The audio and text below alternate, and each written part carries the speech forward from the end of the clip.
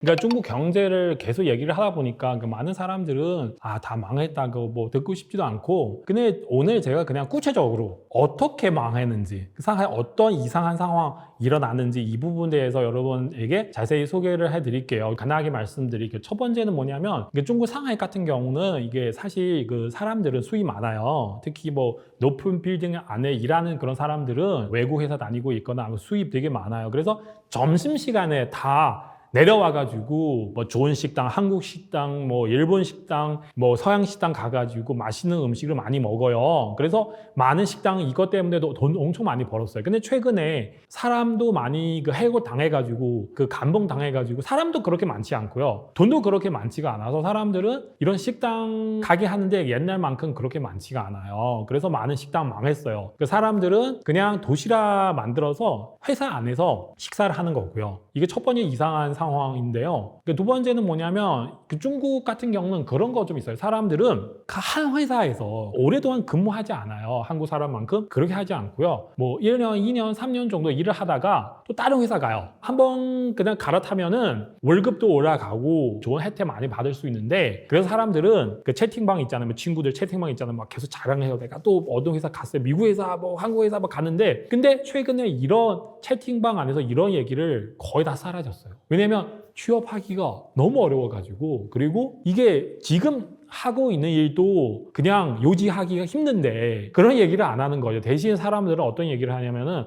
내가 이 직장에서 열심히 일을 해야 되겠다. 야근도 많이 해야죠. 아니면 뭐 해고 당할 수가 있어서 이런 얘기를 하고 있거든요. 뭐 옛날에 진짜 저도 그때 삼성전자 다니고 있는데 그때 저도 그렇게 생각했거든요.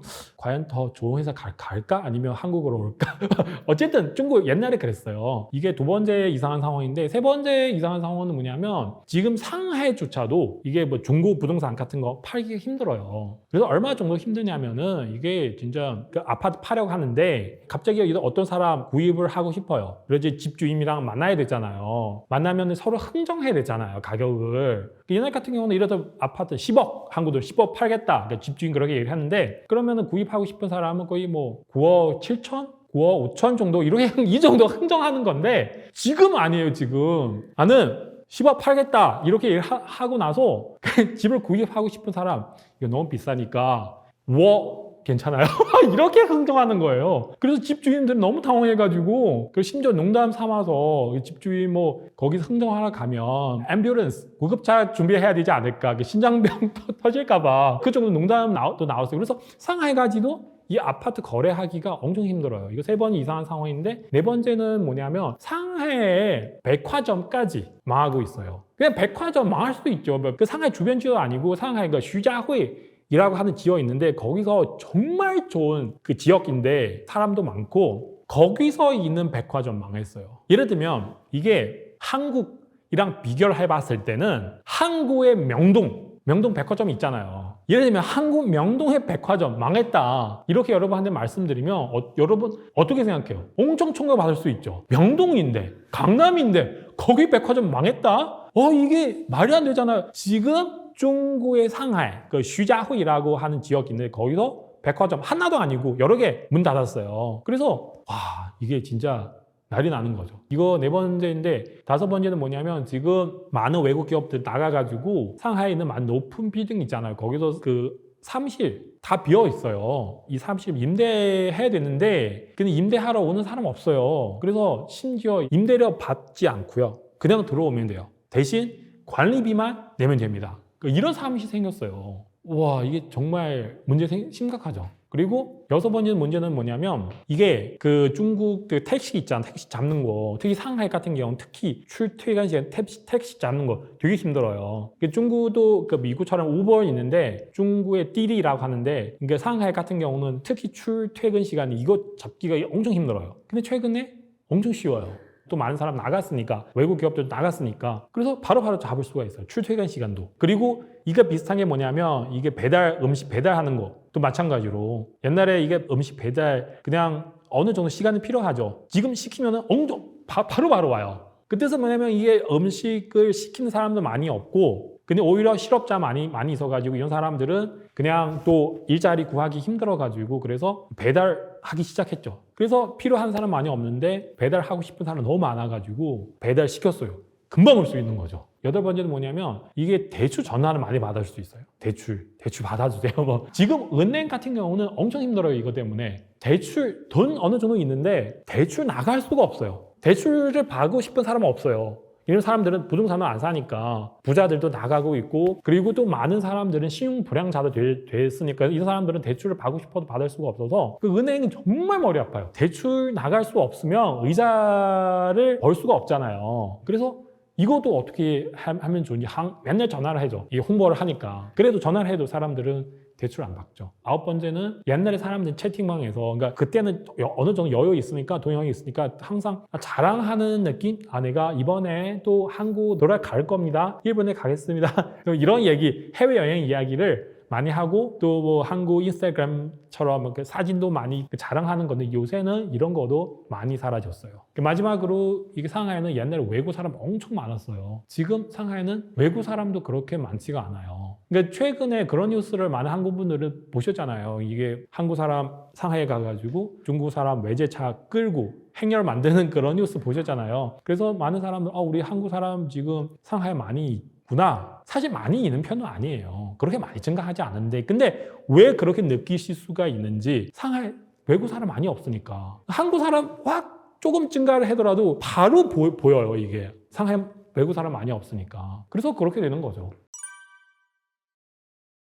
어쨌든 중국 경제 안 좋다. 중국 경제 망했다. 왜? 얼마만큼? 어느 정도? 구체적으로 일단은 중국 일선 도시의 경제 최고 좋은 상하이조차도 이렇게 되니까 그러면은 이것도 작년부터 일어나는 얘기인데 지금 더욱더 악화되고 있죠. 전체 다 심각한데 상하이도 심각해요. 그리고 상하이도 한 가지 특이한 부분이 있어요. 상하이는 저도 가봤지만 상하이는 그냥 부자들을 위해서 아니면 외국 사람들을 위해서 준비된 도시. 상하이 가보면은 되게 비싸요. 여기 한국보다도 비싸요. 커피점도 그렇고 모든 거 다 인테리어 엄청 잘 돼 있어요. 왜냐하면 많은 외국 기업들은 다 중국에 들어가면 이게 중국의 그 본사는 다 상하이 안에서 만들어요. 회사 엄청 많고요. 외국 사람들. 부자들도 너무 많고요. 그래서 상하이는 그러니까 좀 과장하게 얘기를 하면 상하이 사람 두 가지 사람 있어요. 하나는 돈 있는 사람, 하나는 이 돈 있는 사람 위해서 서비스 제공하는 사람들. 근데 지금 문제는 뭐냐면 외국 회사들은 다 나가고 있잖아요. 그리고 그 부자들도 다 나가고 있고 그러면은 그 두 번째 사람 이런 부자들 위해서 서비스 제공을 해드려야 되는데 근데 이런 사람 다 나갔으니까 제공할 수가 없죠. 상하이 일반 서민들은 이런 서비스 받을 수가 없어요. 너무 비싸니까. 옛날 같은 경우는 예를 들면 삼성 아니면 뭐 예를 들면 하닉스. 제가 알기로는 하닉스는 중국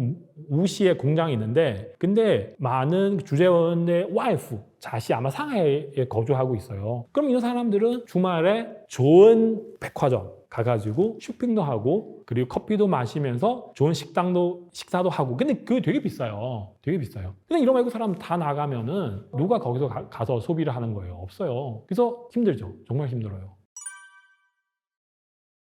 중국 전체 다들 지금 탈출하고 싶죠. 그러니까 상하이 외국 사람들은 많이 있으니까 부자들은 많이 있으니까 그래서 우리 느낄 수가 있죠. 여기서 부자들 외국 사람들 많이 탈출하고 있구나. 그 이유는 첫 번째 이유는 가장 큰 이유는 제가 볼 때는 시진핑의 코로나 제로 정책 때문에 이게 엄청 무서워요. 갑자기 두 달, 세 달, 3개월 정도 나갈 수가 없으니까 얼마나 무서워요. 그때는 한국 유학생들은 중국 상하이 대학을 다니고 있는데 갑자기 이게 기숙사 밖으로 나갈 수가 없어요. 근데 기숙사 안에서 먹는 것도 없기 때문에 이게 엄청 힘들죠. 사람들은 이게 여기서 더 이상 있을 수가 있나. 다들 그냥 빠른 속도로 나가고 있는 거죠. 부자들도 마찬가지예요. 그리고 중국의 또 짠랑 외교 정책도 세우잖아요. 맨날 다른 나라랑 싸우고 그래서 이런 기업들도 여기 중국 안에서 있는 자체 너무 불안하니까 특히 지금 미국 세금도 20% 정도 부과했잖아요. 나중에 더 아마 증가할 수도 있는데 그러면은 기업들 여기서 중국 안에서 무슨 물건 생산하는 자체가 남는 거 없어요. 세금 때문에. 그래서 다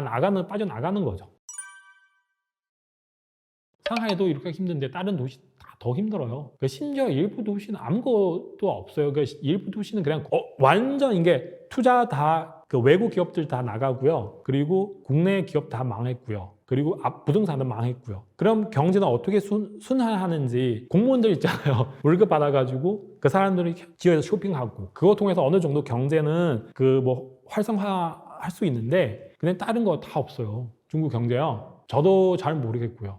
제가 볼 때는 시진핑도 잘 모르고 있어요. 중국 국무총 리창도 잘 모르고 있어요. 그냥 버티고 있는 거죠. 언제 어디까지 버틸 수 있는지 우리 같이 지켜봐야죠. 그 사람들은 아마 잠도 제대로 잘 수가 없는데 그래도 지금 방법 하나 있어요. 그게 뭐냐면 중국의 민주화 돼가지고 시진핑 내려가야죠. 그럼 시진핑 과연 내려갈 수 있어요? 시진핑 내가 내려가면 중국 민주화 되면 아마 이거 다 문제 해결할 수 있을 것 같다. 그럼 오케이 제가 내려갈게요. 과연 그런 가능성 있어요? 없어요. 상하이 포함해서 중국 모든 그 경제, 이게는 중국 경제는 옛날 중국 경제 엔진 3가지 있는데 그 외국 투자랑 수출, 그리고 중국 정부 투자, 그리고 소비, 그리고 지금 소비는 안 되고요. 그 중국 정부 투자, 부동산 이런 거 다 망했고요. 그나마 수출 어느 정도 되는데 가격이 워낙 싸니까 수출을 했는데 근데 이번에 그 미국 정부는 세금 20%부터 지금 부과 시작했잖아요. 나중에 수출도 망해요. 외국 투자는 거의 30년 전 수준이랑 비슷하게 되는 거고요. 다 나가고 있어요. 그러면은 올해 아마 중국 경제 더 힘들어요. 어떻게 되는지 우리 같이 지켜봐야죠.